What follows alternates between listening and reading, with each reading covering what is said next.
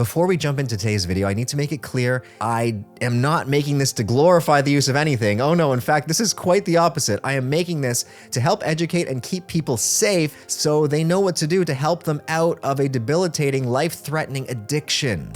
Hello to all of you lovely humans who hopefully aren't overdosing on fentanyl right now. That was a bad joke.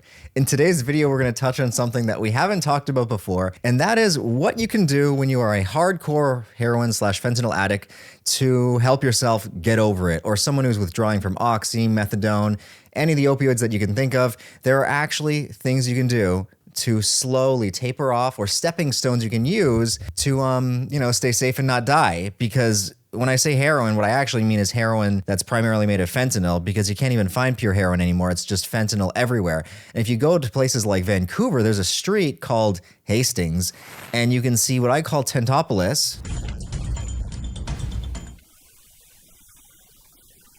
These are all people who are primarily addicted to fentanyl. I mean, a lot of them do meth as well. It's like they do the meth in between the fentanyl just to stave off cravings. Imagine using meth as like a stepping stone down from a drug. Meth on its own is crazy. So the world is hurting. I mean, just look at these numbers. Look at this. The fentanyl category of opioids accounted for 67,325 preventable deaths in 2021, representing a 20% increase over the 53,480 total in 2020.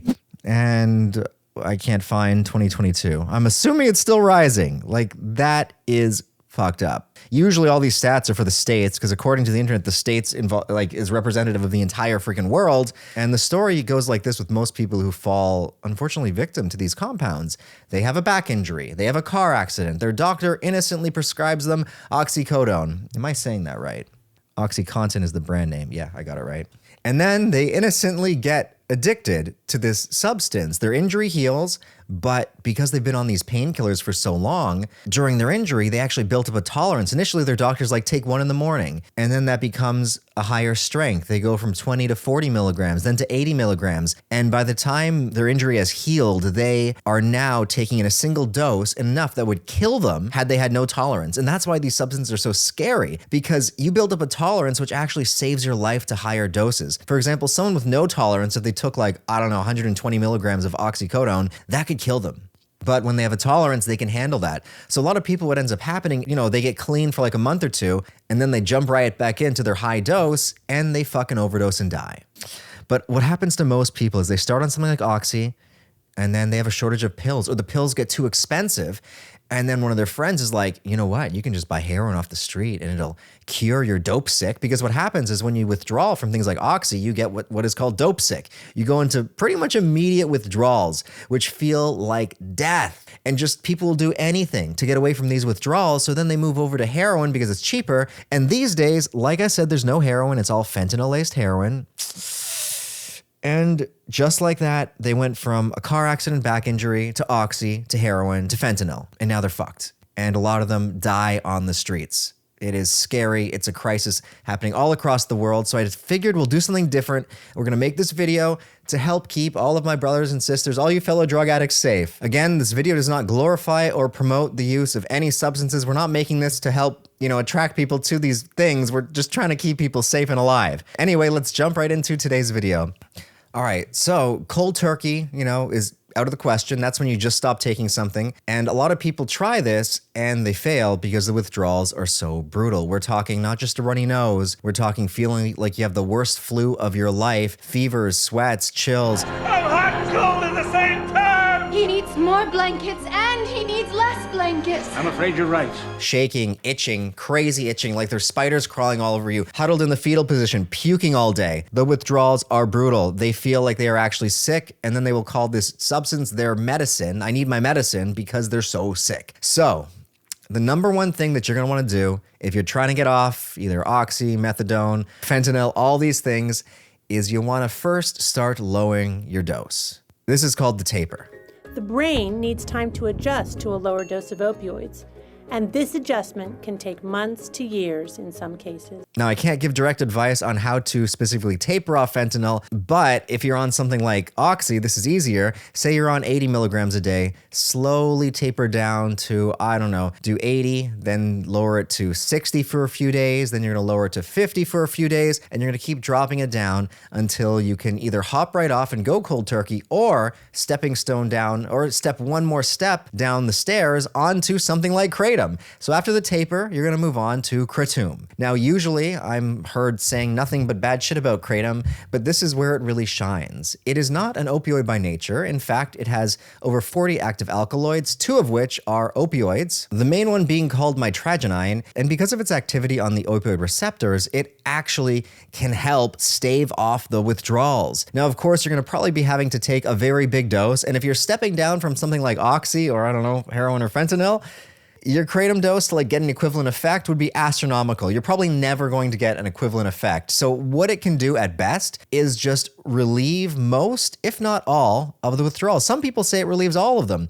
Now, I can't recommend specific dosages. Just look it up online. I don't want to make it seem like I'm promoting its use here, but let's say that you're on, I don't know, 10 grams a day. I mean, okay, realistically, maybe 20. A lot of people will puke if they try 20 at once. So, I mean, maybe you're taking 20 all throughout the day. Then you want to taper down next off of the Kratom. So you're going to bring that down to, I don't know, 20, next day 19, 18, and you're going to keep dropping the numbers down until you get to around, I don't know, something like 5 grams. Then you'll stay at 5 grams for a few days, drop to 4.5 for a few days. You can make it really, really slow. And once you get down to like 2 grams or 1 gram a day, you can just step right out of that pool of sludge and be free from it, and you will have no withdrawals. I've personally done this myself. But in these instances, something like Kratom, which is legal and easily accessible, is gonna be your best friend. Granted, it tastes like goddamn sludge. Well, it looks like sludge. It tastes like bitter asshole. Don't ask me how I know what that tastes like. Not so bad.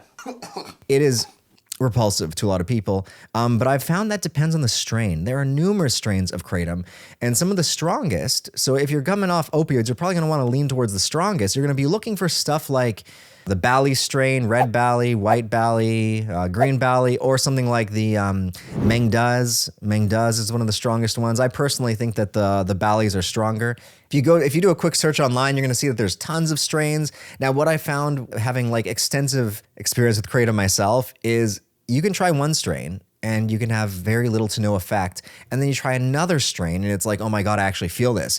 So the strain does make a difference. And I can't really recommend if you're gonna be on red, green, or white. A lot of people say all this bullshit, like red is the relaxing one, white causes energy, green is a mix of both, then there's yellow, which does some other shit. It's all nonsense. Honestly, for me, it's like I'll have a white of some random strain and it'll feel exactly like a red of another one. I don't know. I think some vendors are actually just like getting all the same shit. It's like they've got one big tub of it, or maybe they've got like 3 different tubs and then they just use those 3 tubs and pretend they have 18 different strains with different labels and maybe like combine 3/4 of one, 1/4 of another, and they call it some random ass strain. I don't know. I think the whole market is bullshit. And I have it from a very close source that this is true, that a lot of vendors only have like 2 or 3 actual different kinds and everything else is bullshit. I'm not going to say names, but you've heard it here. I'm not saying every vendor is like that, but look at the amount of vendors. There's a lot of bullshit going on. So if you can find some reviews and find yourself a good vendor, then that's of the utmost importance, because I've tried some, like by vendor, I mean websites, where every single strain on the site was shit. Like, I mean, say normally you need like 4 grams to get effects. You needed like 7. Then I went to another vendor and all of a sudden it was like 2 or 3 grams. I was like, holy shit, I feel like I'm high off my rocker. So it's really going to depend on the quality of your Kratom. And of course, if you're coming off a heavy opioid addiction, you're going to want to find the highest quality. Now, there are other compounds that you can use to wean off opioids. There's something called poppy seed tea, where you buy a bunch of poppies, you soak them, and then you drink the remnants of that. I have a whole video on it over here with Mike. However, this is actually very dangerous. You don't know how much like morphine and all of the, alkaloids in the opiate plant, you don't know how much of the residue is actually present on the seeds. So if you're doing something like that, you're actually taking a massive risk, and people have died because they can get one batch of seeds and it can be super strong and there's no way to measure measure this, by the way, and then you try another batch and it's super weak. So you take the same dose from the super weak one and you accidentally have a super strong one and you're fucking dead. So I can't advise anyone go out and find poppy seed tea. Really, the best thing you're gonna find is Kratom for tapering off heavy opioids. Another thing that a lot of people use is something called Suboxone. Treatment with Suboxone can reduce withdrawal symptoms and lower the risk of overdose. The buprenorphine in Suboxone is a partial opioid agonist. As an opioid, it still produces analgesia and euphoria, but as a partial agonist, these effects are felt to a lower extent than with full opioid agonists. Unfortunately, though, Suboxone is prescription only, and not everyone can get a prescription to it, but it really does help to keep people off opioids. There's also something called withdrawal, which is a prescription injection that is used to prevent relapse to opioid dependence. I have not had cravings in months, ever since I started the shot. So there are a few things that you can do. I just favor things like Kratom because it's so cheap, so cheap. You can get like a kilo of it for under $100. Of course, the better quality vendors are going to charge more, and a kilo hopefully will last you a long freaking time. But I've heard some horror stories of people taking 50 to 100 grams a day. And just to put this in perspective, if I drink 8 grams at once, I will puke. So I have no idea how there's people out there drinking 50 grams at once. In fact, some people say 30 grams is an overdose, like you could die. Granted, I don't think anyone has died from it because what'll happen is you'll just puke your guts out for hours or days. But yeah, people take disgusting high amounts, and the only risk with stepping down from something like methadone or oxycodone to Kratom is now you're going to be addicted to Kratom. So if you really are on a mission to completely get off these life-threatening opioids, you got to follow through and continue the taper. So after you taper your initial opioid, continue tapering the Kratom, unless you're okay being addicted to Kratom for life. And some people are. There doesn't seem to be any real long-term negative consequences. I've suspected that maybe it causes a decrease in your testosterone production. Other people have had their levels checked. They said on Kratom it caused no decrease because it's well known that opioids like oxy, methadone, fentanyl, heroin, all of these directly affect your testosterone levels. So for some reason, Kratom doesn't, for all people, seem to do that. Again, I suspect it does, because when I was taking it, my testosterone plummeted to all hell. So yeah, you got to keep those side effects in mind. There are a rare few amount of people who have had problems with their liver or skin issues from it, like it's caused scaly patches to appear on their skin. So everyone is different. And full disclosure, if it sounds like I'm all over the fucking place, it's because I just had 1 coffee, 2 coffees today, and then I had half of Derek's goddamn energy drink. And his energy drink is strong as all hell. And I feel like I'm talking a mile a minute, and I feel like I took something stronger than an energy drink. So this is a great advertisement for Gorilla Mind energy drinks. If you want to be yapping your lips as fast as me all over the goddamn place, follow the link to Gorilla Mind, pick up his energy drinks. He's sponsoring these videos, and use code PSYCHED to get 10% off and to help support the channel.